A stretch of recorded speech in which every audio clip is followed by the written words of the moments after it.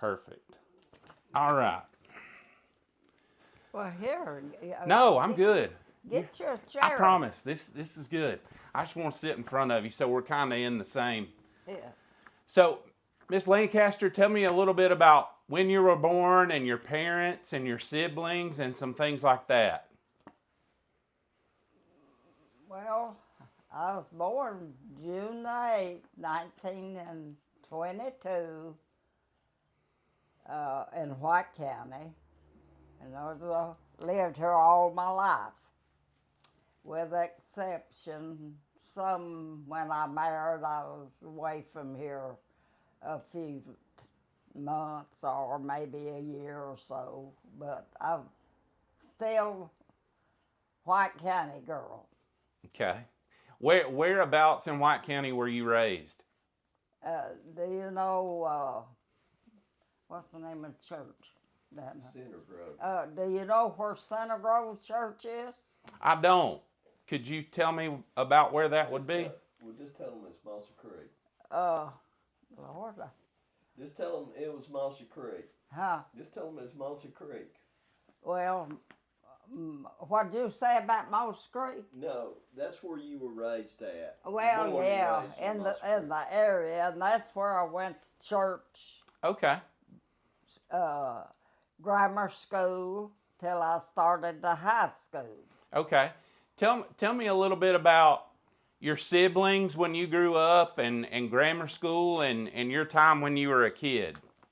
Well, when I grew up, I was number 5. They was four above me, but one died as a baby. So that left 3. So it was just farming, and then later on, later on for me, he was already had a pottery shop. So us 3 had worked in the pottery shop quite a bit. Okay. Now tell me a little bit about the pottery shop. Was that your dad? Yeah. Okay. Well, he made pottery. No, he never did. But he hired a Mr. Will Huell, and he done the turning. Of course, back in those days, everything was by hand, and he would turn this, then us kids and all, after we put it on the outside, build a long frame, just take just a big long frame. And as Mr. Huell would turn a plank of it, then we could move it out in the sunshine. That's how you dried it back in those days. Okay, so there wasn't a kiln or anything like that. Yeah. That's a long ways though down the road. Okay. So it took weeks for that to dry. Then you had to glaze it. Okay. That's where, say the outside of that churn slick. Uh-huh. That's not one of them. That churn's there. That's a border. That's not a turn churn. There. Okay. And so then after we get it glazed and all, you put it in this kiln. Of course, my dad packed it, and I was little, around, I guess, 7, 8 years old, and say I could pull after the churns was set in the aisle in the back, I would pull those churns or whatever he was stacking, and that's how they stacked that whole kiln like that. Okay. And then it took around, I guess around 12 to 14 hours to burn a kilo of wire. Okay. Took a lot of wood to do that. What were all the pots and stuff for? What were they used for? All the That's what people put in. They took the churns and they would go to a stream somewhere, put that churn in there, and that's how they made put kraut, pickled beans, and stuff like that in that.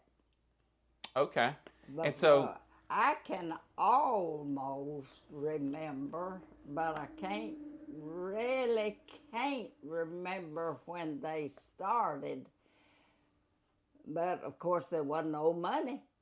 There wasn't no money in those days. And when the glass lid jars started, I know you've seen them. They was white and kind of bluish greenish. Mm-hmm. And that was quite a while before the metal lid come. Okay. And then people started canning, and that's when the pottery started, going down. Did your dad sell the pottery? Oh, yeah. Okay. He would haul it like to, Blairsville and the edge of North Carolina from Blairsville and Hiawassee. And he'd go to Gainesville, just because they didn't have, at first now, they done it by wagon and mule. But then he got this truck. They call it, the sides of the truck was wire. I've got a picture, and yonder if I'd have thought of it and went through it and got it out and showed it to you. And but now when he loaded that truck, he could not pull that truck up the mountain. He'd go a piece, and he'd have to stop and fill it up with water and let it cool off and go a little ways further and do the same thing till he got to the top. Wow. And how often did he do that? Well, let's see. I was trying to think the other day when he got this other truck, but that had to be around the years that I was born, in 22, 23, 24 long, like that. Then he bought another truck that was a little bigger and had a bed and everything made for it that he used till it went out of business. Okay. And so what was your mom and dad's name? Loy and Eva Carpenter Skelton. Okay. Skelton. And they were they from White County too? Yeah, White County people, yeah. All right. And do you know, were their parents White County people too, or had? Well, no, I can't really tell you that because, there was so many years, part of White County was Habersham. Yep. Now, the Carpenter part of my life, they are from Habersham County, but that was the days when they owned half White County. Yep. Yeah. Okay. Don't know too much about that. Yeah. Okay. Tell me a little bit about school. And I remember the last time we talked, you talked about the first bus in White County. Tell us a little bit about that. Well, the first bus they ever rode, I'm trying to think of his name, driver, Brady, Harley Brady, was the only school driver that I ever had. At first, they went, and my oldest sister couldn't go to school after she finished the 7th grade at Moss Creek Moss Creek just went to the 7th grade. Okay. It was two room school, Okay. which most people didn't have that. It was one room, yeah. And but we'll say where I lived, if it was Center Grove Church, where I lived, you had to walk from there to Moss Creek, which is close. I would say around 2 miles or more. Okay. In the mud, in the rain, in the snow, or what, but you walked to school. The first bus went from Cleveland to Moss Creek Campground.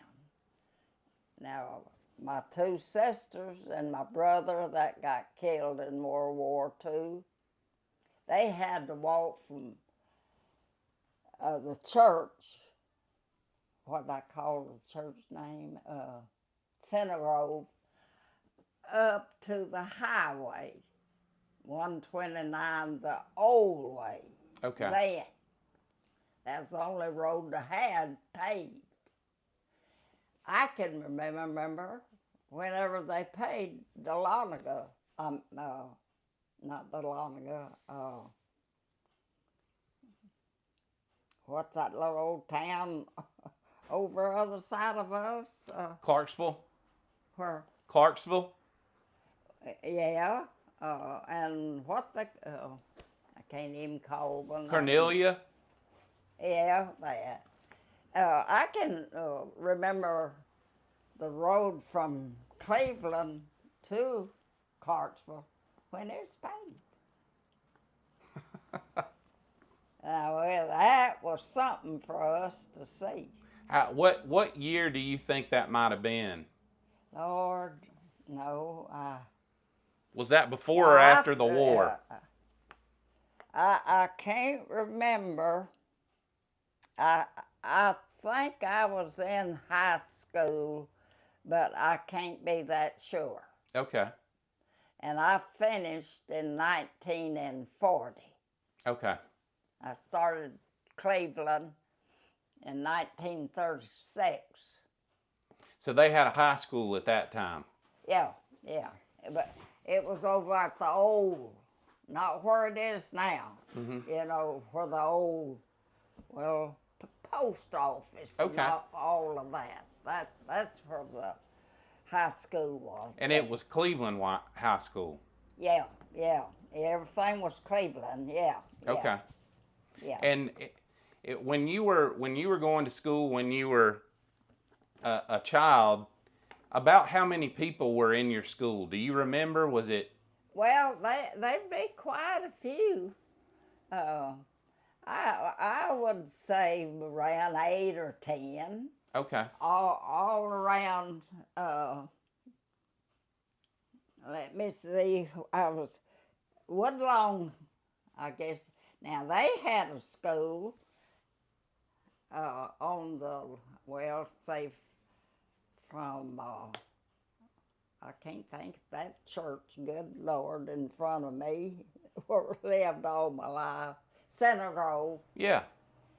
And then we had what they called Duckett Town, was over in Colored Town. Okay. Over around where the colored campground was, they had a duck school. That's where all the people from White up here and all went to Duckett School, the colored people. Okay.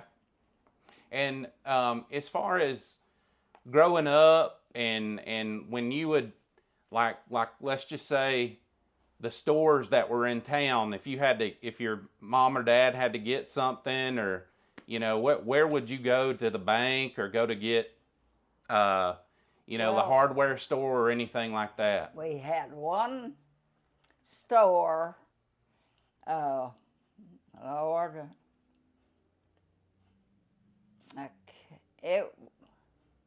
I guess it was over a mile from us. It was on the road from Moss Creek Campground till it got to the highway to go to Clarksville. Okay. I can't. His name was Frank Walford. He was a crippled man, and he had his car that he hauled groceries in, had to go to Gainesville to get its groceries. But he went in a one-seated A model Ford car. Okay. Now, so you know we got a lot of groceries like that. Sure.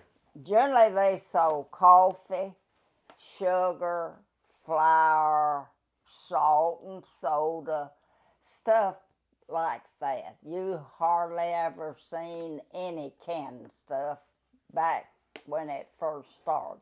Mm-hmm. And so for other things like, if you needed anything for the house, wood or nails or anything like that, did they sell that too, or did you have to go somewhere else? Or walk to Cleveland. Okay. Or go to Gainesville. Now, what was in Cleveland as far as grocery stores? When I started to Cleveland in 1936, I don't guess I'd ever been to Cleveland half a dozen times in my life. You had to walk. And Center Grove Church is about 6 miles from Cleveland. There's a lot of people walked back and forth and worked in Cleveland that lived down below us. Okay. They had to go in the dark, and they come home in the dark, but they was walking. There wasn't wow. wasn't no cars. Wasn't no way to go except that. But and a lot of people asked me, said, would you live your time over? No. Why is that? Well, one thing, the word wasn't anything. Everybody was in the same boat. Okay. And when you had a little cotton crop, that was about your money for the next year. Okay. And the rest of everything else you grew was for you to eat, right? What? Everything else you grew was for you. Yeah. For you. If you didn't grow it, you didn't have it. Yep. Yeah. Now that's it. If you didn't grow it, have a good garden or something like that, you didn't have it.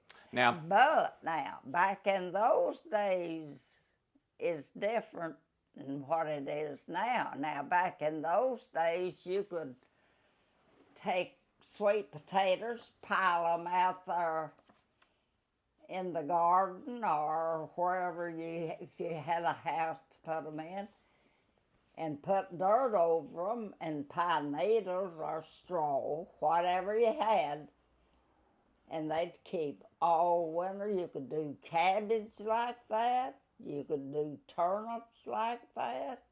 See, that was a lot of that was used. Okay.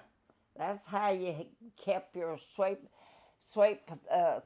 potatoes, and their arse potatoes, they'd start where if they had a gully anywhere around, kind of a low place, they'd take them potato peelings.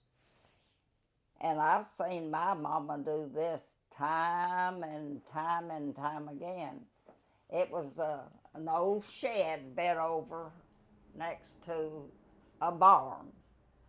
And of course, it wasn't too big. I think Papa put a wagon in there one time, or when he had a wagon back in those days, then he got rid of it.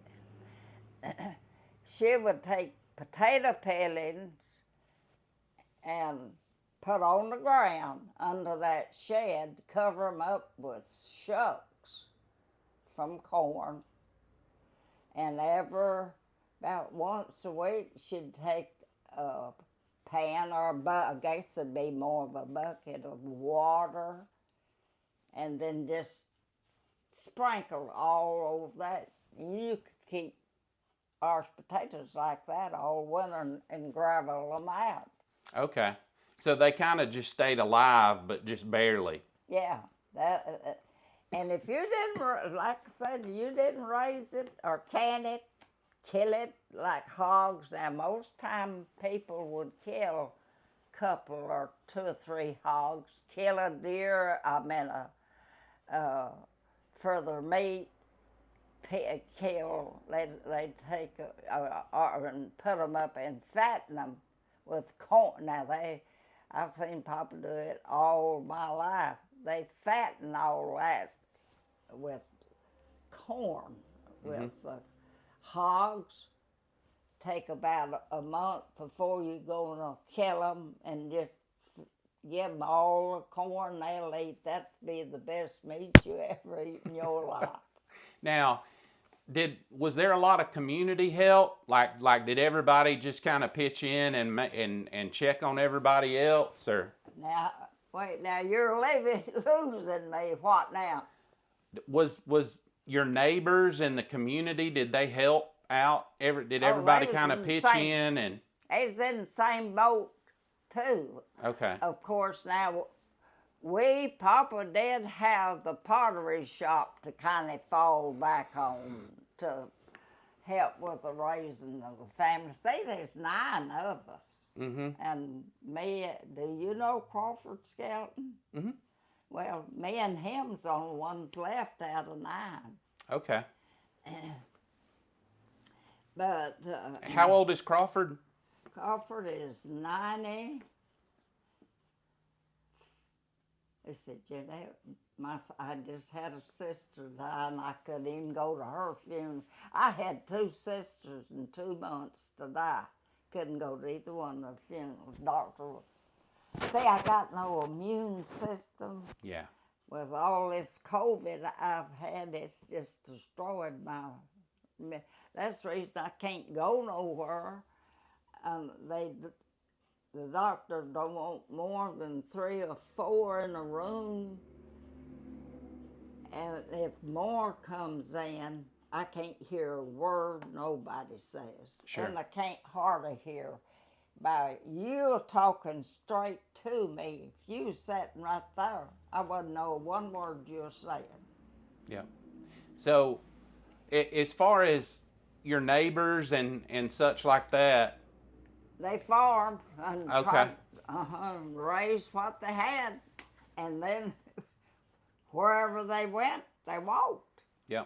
And so tell me about when you got out of high school. Tell me a little bit about what you did for work and that sort of thing. The first job I ever had was at the hosiery mill in Gainesville. Okay. I don't know where you ever knew about well, I don't know about Gainesville no more, like I used to. I worked in the hosiery mill for $10 a week, and we drawed 9, and that dime went to Social Security. And how did you get to work? I stayed down. I had an uncle that lived on the street that the hosiery mill was on, back toward Gainesville. You walked. Yep. Everybody did. You walked to work. You walked in the dark. You walked in the rain. You walked in the snow. So, around the start of the war and stuff, were you working at the hosiery mill? No, I was, but they converted the hosiery mill into a parachute for food. Okay. So we made parachutes just like the parachutes, but down here at the end where they strap you in, we had to make something kind of like a box, and then well, our department done that. Well, that box and all left to another department to get it. And well, I don't know how to tell you, but anyway, when that department from when it left us with that, I'd call it we did called it a box. But anyway, time it got down at the end, you could pack food in it. Okay. And they dropped. Then that was shipped out, and they to these companies, whoever done it, to get it overseas, and they. But that's how we worked until the end of the war. Okay. And then you worked, you said, for the hosiery mill for 10 years? Oh, I guess I worked there for about 4 years. Okay. Yeah. What Well, no, I don't guess I worked there 4 years, because war had just about already started when I finished high school in 40. Okay. And I guess I worked there about 2 years. And Okay. then they started converting it over. And of course, we didn't work then when they was converting the building, and because everything in there was machinery for a hosiery mill. All of that had to be gone. So, and it took a while to get that building ready for parachutes. And then there wasn't nothing in there but long tables. Now, tell me a little bit about after you stopped working at the mill. What did you do then? Well, after that, let me see, what did I was trying to think what I'd done. But right now, I don't know what I done after that. But anyway, during the war, that's when I met my husband. Okay. So in November of 1942, we got married. And I went to Rhode Island to live. And I lived in Rhode Island, I guess, a year or more. Okay. And is that when he was he gone at that time? Was he gone to war at that time? Oh, yeah. I stayed there until he went overseas. Where did he go? To Pacific. He was Okay. on PT boats. Okay. So all through the war, he was on PT boats. Okay. Well, tell me, did he pass away Oh, yeah. in the war? No. He retired at 20 years. He went in service in 19, 20, 30, 40. He went in service in 1920. Okay. And then he come out in 1939. Okay. Yeah. All right. So, now tell me, what was his name? Lonnie Potts, Lonnie William Potts. He wasn't from here. All of his family was here, but he was born and raised. I think he said he was about 2 or 3 years old. His parents went to, Oklahoma, I think. Okay. And then his dad moved from there back to Chattanooga, Tennessee, because he got a job driving a streetcar. Okay. And I think he told me he was about 9 or 10 years old, or maybe 11. Well, back then, when you changed drivers, you had to crawl up under it to do something about a brake or something. Now, I don't know all about something of that. Well, the driver thought he heard Mr. Potts say, "Go ahead." Well, when he started the car, Oh no. it run across it. Oh my goodness. So, and then his mamas had brothers lived in Athens, so they went to Athens and got her and brought her to Athens. And then two of her brothers lived up here in White County, and they finally got her to move up here. Okay. So that's how I met him. Okay. How long were y'all married? 15 years. Okay, and until well, I guess the mid-50s, is that about? Yeah, he died September the 15th in 70, 40, 50, 50. Wait, 57. Ronnie said 57. Huh. Let's see. He died, he's born in 39. He was only out 7 years. Okay. And did y'all have any children? 4.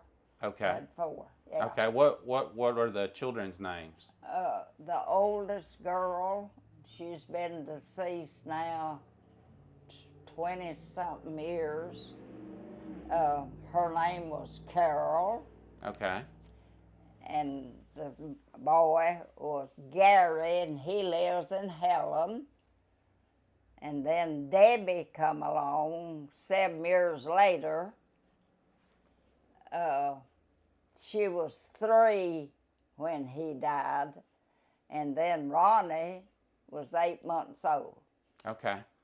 So, you being a single mom at that time, how was that for you? Tell me a little bit Good. about that. And on top of that, he thought I was left all right.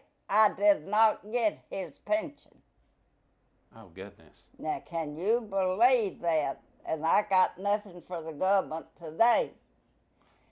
That was when he died, was when cancer started. You never heard of cancer. Yeah.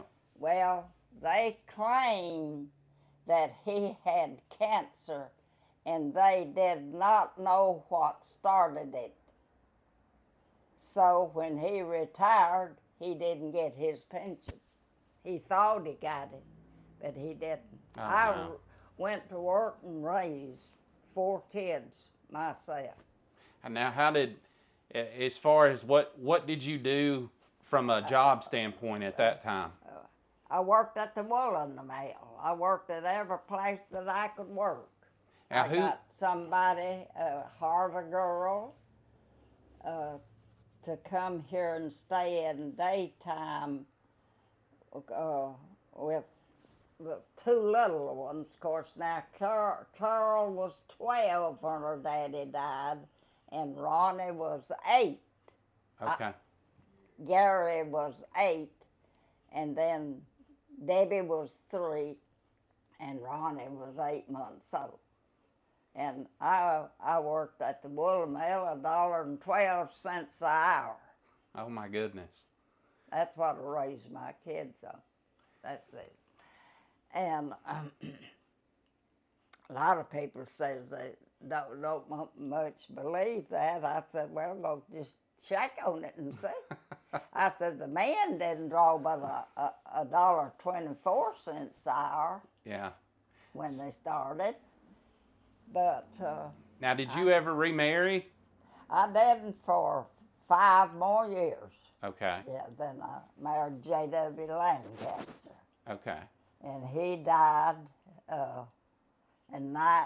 my daughter died in 98, and he died in 99.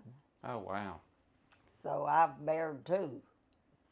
So, and how long have you lived in this house, Miss Lancaster? Ever since 1954. A lot went on from this house. Now, let me tell you when we first moved here. When we first moved here, that's, I'm leaving out the most important thing. But when we first bought this, Lonnie was 11. Mm-hmm. Clifford Camel called him one day to come out. He wanted to talk to him. So he went. Clifford wanted him to put in for a HA loan. Okay. Then, in 1957 and 8, somewhere, along in there, you had to be retired. There was only 5 people in White County had retired. Okay. He didn't get but 5 applications. Uh-huh. Well, he went ahead and they had built this house. Some man from Clarksville built this house next to me, and this house behind me. And the man that had this house built worked for I don't know where you remember this or not, coffee company. They used to go around houses selling coffee. Oh, before my time. I figured that's for your time. Well, this man had White County, Habersham, had part of Habersham and Dahlonega. So, I forgot now where he lived when he put in and had this house built. Of course, I've added, on to it. And, they told him that he was going to be stationary. And he said, well, I got to get closer to where my route is, where I can get kind of in the center, where I won't have to take up all my time going back and forth from each county. Mm-hmm. Well, he done that, and they got this house done, all except the living room. He wanted it sealed in redwood. Well, naturally, that had to be ordered. Yeah. Well, when they ordered that, he got a notice that he's being transferred to Tate, Georgia. Okay. And Lord, there's a big rigmarole, about that, which I don't blame the man. In fact, his last name was Coffee. So it was tailor-made for him. And so this house it was built, I guess, around 50 and 51. Mm-hmm. And then this house sat until got HA loan on it. Okay. And so you've lived here almost 70 years. Yeah. Well, I guess a little over 70 years, right? Yeah. And when we first moved here, the front door, you come in the front door, this was in the country. Mm-hmm. And from the front door on out was in the city. And there were just lots of things like that. There's been a lot of good memories made here, huh? Do what? I said there's been a lot of good memories made here, huh? There's been a lot of good memories made here. Oh, yeah, Lord, yeah. Well, my grandkids, this is all they've ever known. Mm-hmm. And Kelby, he'll soon be 50. He said, Granny, what are you going to do with that house? I said, well, I don't know. What y'all going to do with it? I said, I ain't going to do nothing with it.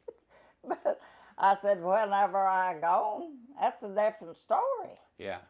He So said, now I'll just tell you, I don't want that house sold. Said I feel, of course, he stayed with me about a year. mm-hmm. And he said, that's more like home to me and, Oh, I'm the sure. home where he lives in now. Yeah. Yeah, So there are a lot of members. I tell you, a tell lot of members.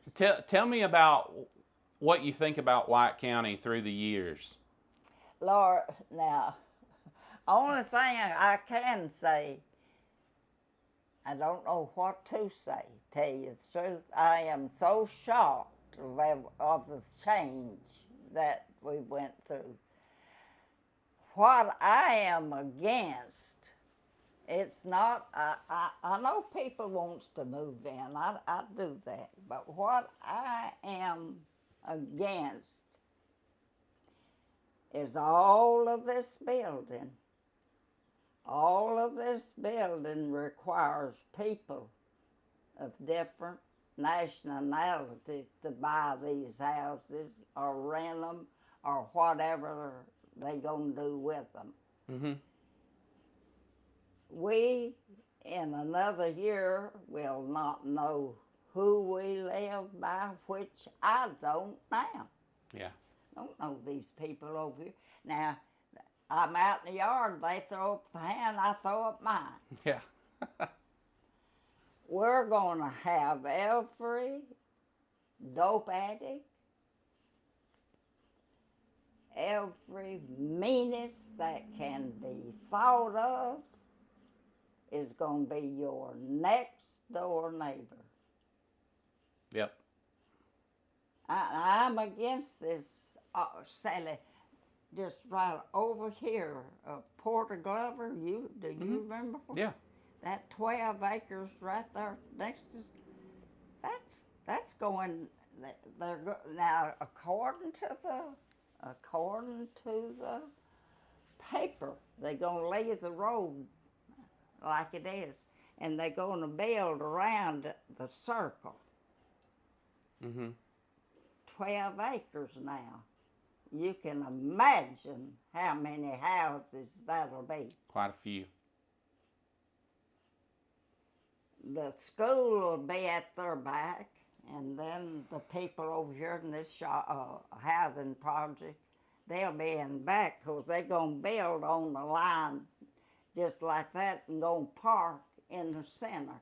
Now, that's what it was, whoever bought it. I don't know where they still got it or not, but they've never started cleaning it up. Okay, now right here, Malin London, lives at the bar. Well, in his backyard, you ought to just drive over and see what they're doing now. Oh, okay. I hadn't noticed that. Go over there and you won't believe your eyes. Now, I've heard they was going to put 12 units over there. Well, how are we going to get out? Yeah.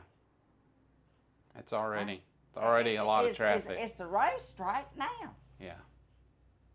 What do you think as far as for all your time in White County, what is something that you most enjoy about White County?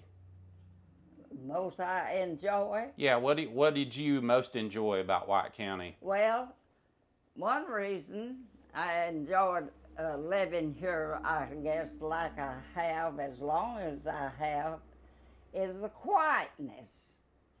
And you knew everybody. Mm-hmm. Now, you don't know who you live by. Yeah. It's just such a big change till you don't know one day to the next what's going to happen, just like that. Yeah. One day you're up and walking around, and the next day you're at the funeral home. Yeah. And when us talking this time and the last time, it's obvious to me that you had some challenges with being a single mom and all that other growing up with not a whole lot and all that stuff. Like what what do you feel like got you through all that, and what do you feel like? Now, I didn't get all of that. I said, so you grew up and have lived here with a lot of challenges. Uh. What do you think got you through all that? Well, I think one reason because I was born and raised here, Okay. and home is home. I've moved a lot in my lifetime and lived in a lot of different places, but it wasn't like coming back here. Yeah. And that's the reason I guess I stayed. And being a single mom, that takes a lot. Yeah, it does. Yeah. What got you through all that? And Yeah. Well, then, say I had sisters then, Okay. you know, to help my mom and dad. They, you know, I could take them and leave them with them, and you wouldn't worry about that. mm-hmm. But now it's a different story. I wouldn't take a child. I wouldn't take a child and leave it nowhere now. That's hard. I've got 2 little girls. I was going to tell you, I bet you're facing that. Yeah, it's you got to be careful for sure. You got to be. And when you go and take them and leave them, you got all the faith in the world they'll be took care of. Yeah. And then maybe in a month or so, you realize you made a big mistake. I just don't. It's just hard.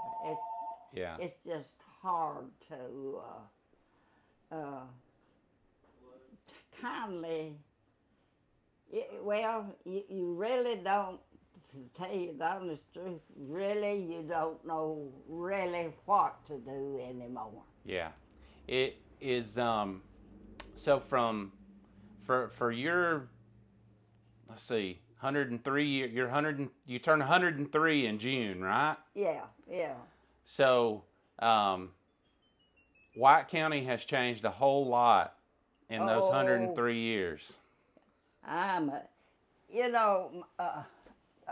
was talking to somebody not long ago.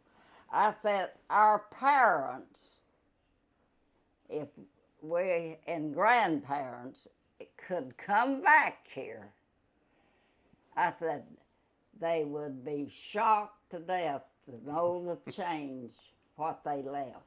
Yeah. And so with the way that things are right now in 2025 and the way they were when you grew up, do you think it was better for you to grow up back then, or do you think it would be better for somebody to grow up here now? Back then. Really? Yeah. Why do you feel that way? Well, you didn't have, back then, only thing you had to worry about, you didn't have to worry about cars, kids being in cars. Mm-hmm. And then if the men drank, it was white lightning, Mm-hmm. or whatever they want to call it. Or then I said they started beer joints. Mm-hmm. And then I said, I don't know where they dropped off one and picked up the other nor what. But I said, look what it is now. I said, it'll soon be, you can roll the window down and drive by a building and they'll hand you whatever you want. Yeah.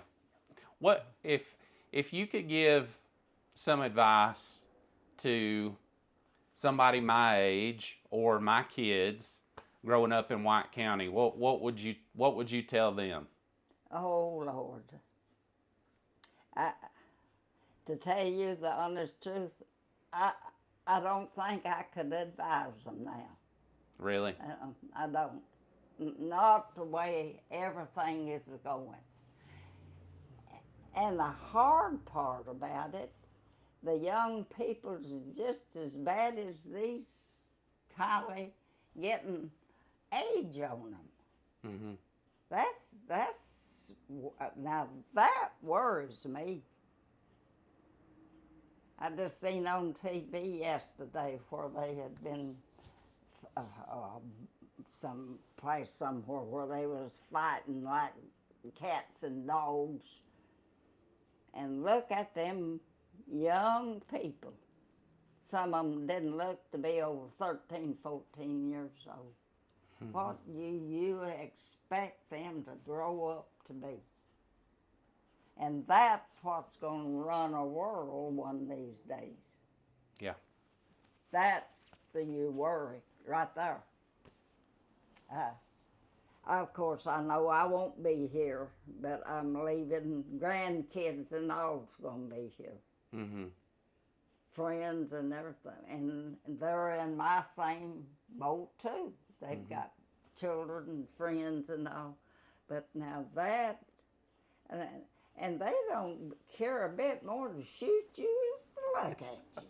So, let's see, so you've got how many children, grandchildren, great-grandchildren? Do you know about how many that? Okay, I got 4 children, had 4 children. Okay, I've got,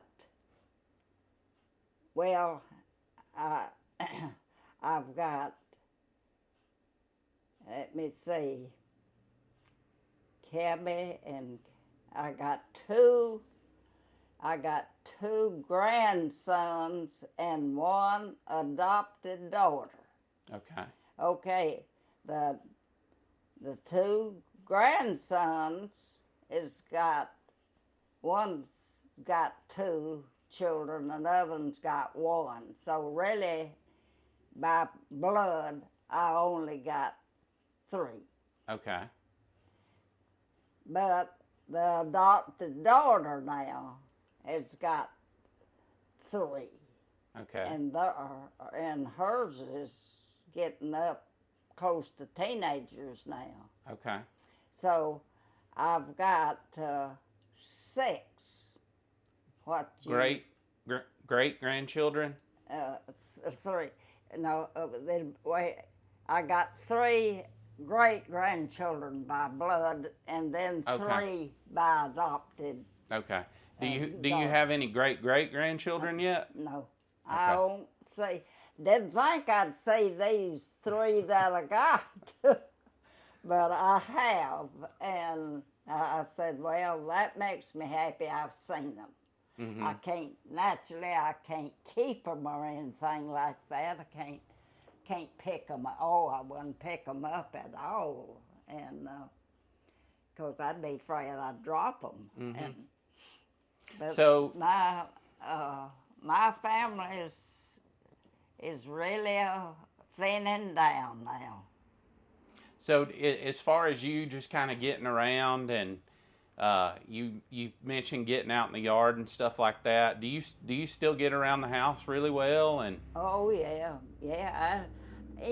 If I had some balance, say I've done lost my balance, that goes with it now. You wait till you lose your balance. Oh, it's something else. But I could do a lot now. I walk around my driveway out there. I do 20 laps a day. Oh, wow. I do that every day. Every day? Every day. How long have you been doing that? You know that if it's not raining and real cold like that. How long have you been doing that? Oh, for 15, 20 years. I've been walking. Lord, I guess I walked 10 years at the park over here. Since I've retired now, I've done my part of walking. Well, that's good. Do you feel like that's kept you young? Well, I tell you, I don't think it's kept me young, but it's kept me limber. Okay. And now when I don't walk, and then I go to walk the next day, now my legs feel like going to bust. So I got a chair out there, so I'll just sit down and rest a few minutes, and then I get up and go at it again. Do you think the walking is your secret, or do you have another secret to? No, it's just I just do it to stay limber Okay. and not. Now, after you get 103 years old, let me tell you, you better move. Yeah. So you think that's it? Just keep moving. That's it. You got to keep moving. And then these few days it's been so dark and all, and the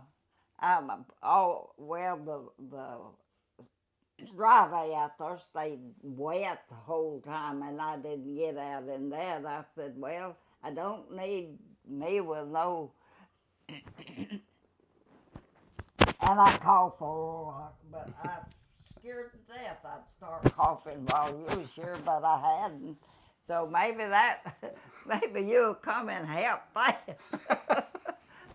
Well, Miss Lancaster, it's been an absolute pleasure talking to you. I thank you for making some time for me, and I didn't have any other questions. Is there anything that you want to leave with the people watching this?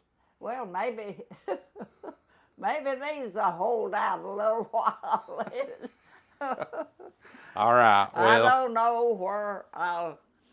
Now I may make it to 104, and then I may not. I said that's something we never know. But if